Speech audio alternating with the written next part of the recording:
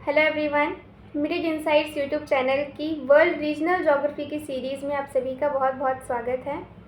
ये सीरीज़ हमने पंजाब यूनिवर्सिटी चंडीगढ़ के बीए थर्ड ईयर के सिलेबस के अकॉर्डिंग स्टार्ट की है और आज के इस वीडियो लेक्चर में हमने अपना सिलेबस का first unit that is Anglo America start करना है।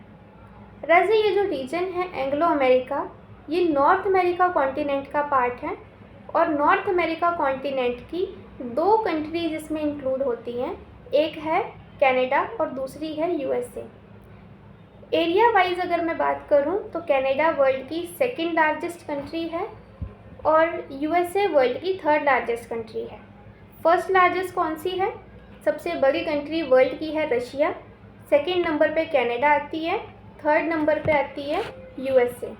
ठीक है, तो दो बड़ी कंट्रीज़ इस रीजन में इंक्लूडेड हैं और कलेक्टिवली इस रीजन को वर्ल्ड का सबसे डेवलप्ड और पावरफुल रीजन माना जाता है। Getting? Now let us understand Anglo America region in detail. देखो, एंग्लो अमेरिका के लिटिल मीनिंग से अगर मैं स्टार्ट करूं तो अमेरिका वर्ड तो नॉर्थ अमेरिका कॉन्टिनेंट का पार्ट होने की वजह से आया है। एंग्लो कहाँ से आया?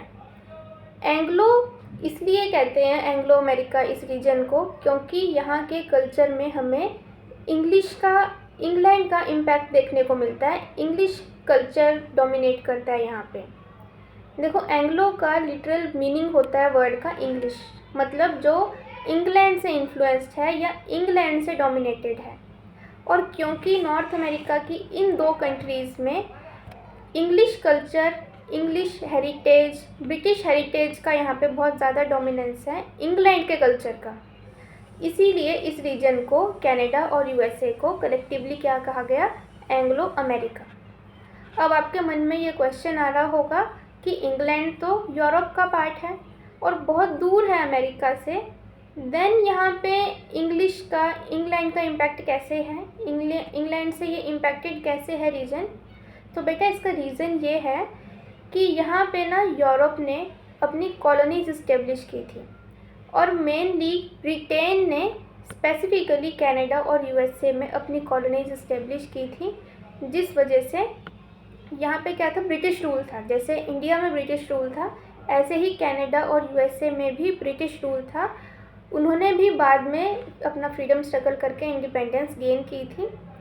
तो इसीलिए अब वहाँ के कल्चर में हमें आज भी ब्रिटिश इम्प्रिंट्स देखने को मिलते हैं, जिस वजह से इस रीजन का क्या कहते हैं? एंग्लो अमेरिका, क्योंकि ये इंग्लैंड के कल्चर से काफ़ी सिमिलर इनका कल्चर है। कनाडा के लोगों का जो कल्चर है और यूएसए के लोगों का, वो किससे मिलता जुलता है? इंग्लैंड से मिलता है। ठीक है, now I hope that you got it कि एंग्लो अमेरिका और नॉर्थ अमेरिका में क्या डिफरेंस है। नॉर्थ अमेरिका एक कॉन्टिनेंट है बड़ा, जबकि एंग्लो अमेरिका उस कॉन्टिनेंट का एक पार्ट है जिसमें दो कंट्रीज़ इंक्लूड होती हैं, एक यूएसए, दूसरी कनाडा। और ये जो डिफ्रेंशिएशन है ये कल्चर के बेस पे है, ना कि ज्योग्राफी, पॉलिटी या किसी और बेसिस पर। ठीक है, अब आप कमेंट सेक्शन में मुझे यूएसए और कनाडा इन दोनों की कैपिटल्स बताएंगे, प्लस अपने रिमार्क्स ज़रूर देने हैं कि आपको वीडियो कैसी लगी है। और अगर अच्छी लगी है, हेल्पफुल है आपके लिए, तो प्लीज़ लाइक, शेयर, सब्सक्राइब ज़रूर करें। Thank you so much. Bye, take care, all the best.